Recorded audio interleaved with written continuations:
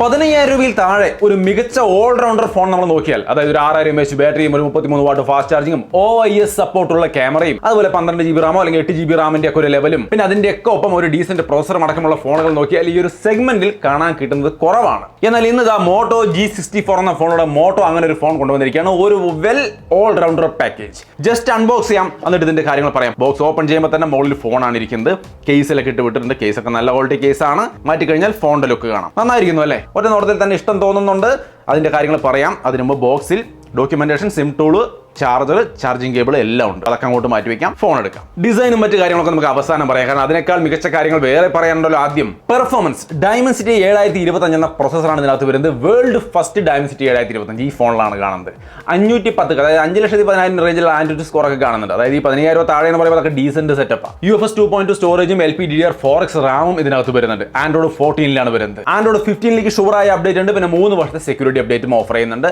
വേറെ അപാകതകളൊന്നും പെർഫോമൻസിൽ ഇല്ല. അതാ സ്മൂത്ത് പെർഫോമൻസ് നിങ്ങൾക്ക് ഇവിടെ കാണാം. എല്ലാ ഭാഗങ്ങളും സ്മൂത്ത് ആണ്. അത്യാവശ്യം ചെറുകിട ഗെയിം ഒക്കെ ഞാൻ ഇവിടെ കളിച്ച് കാണിക്കുന്നുണ്ട്. ഇതൊക്കെ ഇതിനകത്ത് ഡീസന്റ് ആയിട്ട് വർക്ക് ചെയ്യുന്നുണ്ട്. പിന്നെ 12 GB റാം ഉള്ള ഒരു ഫോൺ ഈ ഒരു പ്രൈസിൽ വരുന്നു എന്നുള്ളതും ഇതിന്റെ ഒരു പ്രത്യേകതയാണ് കേട്ടോ. കുറഞ്ഞ മോഡൽ 8 GB റാമിന്റെ ആണ്. പക്ഷെ അതിൽ വേണമെങ്കിൽ സ്റ്റോറേജിൽ ആഡ് ചെയ്തിട്ട് 8 GB Ram plus 8 GB Ram 16 GB Ram എന്ന രീതിയിൽ വേണമെങ്കിൽ നിങ്ങൾക്ക് ഉപയോഗിക്കാൻ സാധിക്കും. മറ്റേത് ശരിക്കും 12 GB റാം കൊടുത്തിട്ടുണ്ട്, കൂടിയ മോഡൽ. സോ പെർഫോമൻസിൽ വേറെ പ്രശ്നങ്ങളൊന്നും ഇല്ലാത്ത ഒരു നല്ല പെർഫോമൻസ് ഉള്ള ഫോണാണ്. 6000 mAh ബാറ്ററിയും 33 വാട്ടിന്റെ ഫാസ്റ്റ് ചാർജിംഗ് ഉണ്ട്. അതിന്റെ ഒപ്പം തന്നെ ഇത് ലൈറ്റ് വെയിറ്റ് സ്ലിം ആണ്. ഇത്രയും വലിയൊരു ബാറ്ററി വെച്ച് നമ്മൾ ഓവർ തിക്നെസ് ഒന്നുമില്ല. 8.89 m ആണ് ഇതിന്റെ തിക്നെസ് വരുന്നത്. 192 ഗ്രാമാണ് വെയിറ്റ്. സോ ഓവർ വെയിറ്റ് ഒന്നുള്ള ഫോണല്ല. ബാറ്ററി ലൈഫ് മാത്രമാണ് കൂടുതലുള്ളത്. 6000 mAh. സോ ബാറ്ററി ലൈഫിലും ഇത് ബെസ്റ്റ് ആണ്. ക്യാമറ 50 മെഗാപിക്സലിന്റെ മെയിൻ ക്യാമറയാണ്. 8 മെഗാപിക്സലിന്റെ wide angle camera plus macro camera plus depth sensor എല്ലാം കൂടി 8 മെഗാപിക്സലിന്റെ വൈഡ് ആംഗിൾ ക്യാമറയാണ്. ഫ്രണ്ടിൽ 16 മെഗാപിക്സലിന്റെ സെൽഫി ക്യാമറ കൊടുത്തിട്ടുണ്ട്. ക്യാമറ സാമ്പിളുകൾ ഇവിടെ കാണുന്നതാണ്. ഡേ ലൈറ്റിലും ഇൻഡോർ ലൈറ്റിലും ഒക്കെ ഞാൻ എടുത്ത ഫോട്ടോസ് ഞാൻ ഇവിടെ ഷെയർ ചെയ്യുന്നുണ്ട്. നോർമൽ ആയിട്ട് തന്നെ നല്ല ഫോട്ടോസ് കിട്ടുന്നുണ്ട്. എനിക്ക് വേറെ അപാകതകളൊന്നും തോന്നിയില്ല. നിങ്ങൾക്ക് ഇഷ്ടപ്പെട്ടോ നോക്കുക. വീഡിയോയിലേക്ക് വന്നു കഴിഞ്ഞാൽ ഇവിടെ കാണാം വീഡിയോ സാമ്പിൾസ് ഒക്കെ. അത്യാവശ്യം നല്ല ക്വാളിറ്റി വീഡിയോസ് ഡേ ലൈറ്റിലും ഇൻഡോർ ലൈറ്റിലും ഒക്കെ എനിക്ക് എടുക്കാൻ സാധിക്കുന്നുണ്ട്.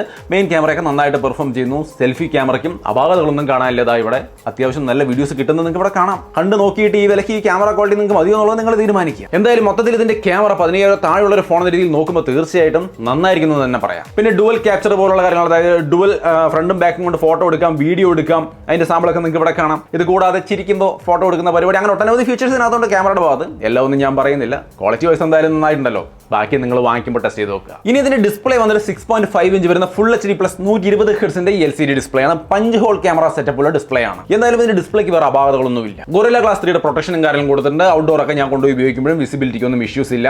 പിന്നെ ഡുവൽ സ്റ്റീരിയോ സ്പീക്കർ കൊടുത്തിട്ടുണ്ട്. സൗണ്ട് ക്വാളിറ്റി ജസ്റ്റ് ഒന്ന് കേൾപ്പിച്ചു തരാം.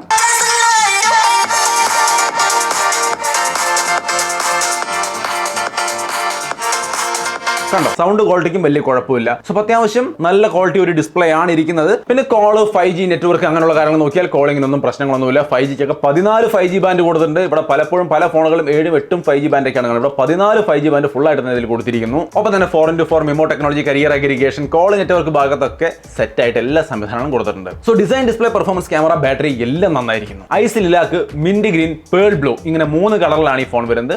ഇഷ്ടമുള്ള കളർ നോക്കിയിട്ട് ചൂസ് ചെയ്യാം. ഡിസൈനെ കുറിച്ച് നമ്മളൊന്നും പറഞ്ഞില്ല, ഞാൻ അവസാനം പറയാൻ പറഞ്ഞത്. ഡിസൈൻ ഒക്കെ കാണാൻ നല്ല പ്രീമിയം ഫിനിഷും കാര്യങ്ങളൊക്കെ ഉണ്ട്, നന്നായിരിക്കുന്നു. താഴെ speaker grill, type C port, main microphone, 3.5 mm jack അടക്കം വരുന്നു. റൈറ്റ് സൈഡിൽ power button, volume button. Power ബട്ടണിലാണ് ഫിംഗർ പ്രിന്റ് സെൻസർ ഇന്റഗ്രേറ്റ് വന്നിരിക്കുന്നത്. പെർഫോമൻസ് ഒന്നും പ്രശ്നമില്ല, നിങ്ങൾക്ക് ഇവിടെ കാണാം. കണ്ടോ, സ്മൂത്ത് ആയിട്ട് വർക്ക് ചെയ്യുന്നുണ്ട്. മുകളിൽ ഡോൾബി അറ്റ്മോസ് ബ്രാൻഡിംഗ് ഉണ്ട്. അതേപോലെ തന്നെ നോയ്സ് ക്യാൻസലിംഗ് മൈക്രോഫോൺ.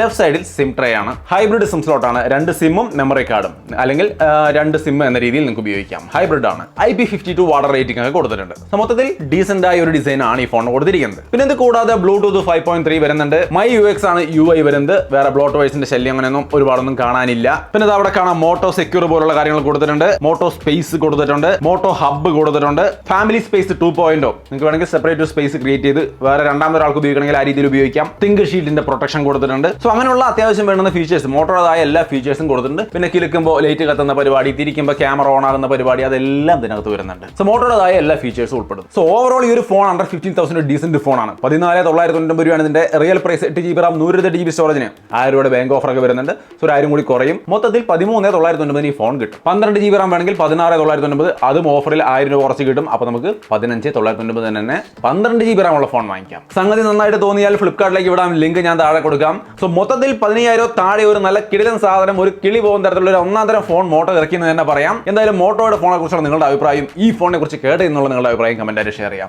വീഡിയോ ഇഷ്ടപ്പെട്ടാൽ ലൈക്ക് ആൻഡ് ഷെയർ ഷെയർ ചെയ്യാനും മറക്കണ്ട. വീണ്ടും ഒരു വീഡിയോയിൽ കാണാം. ബൈ.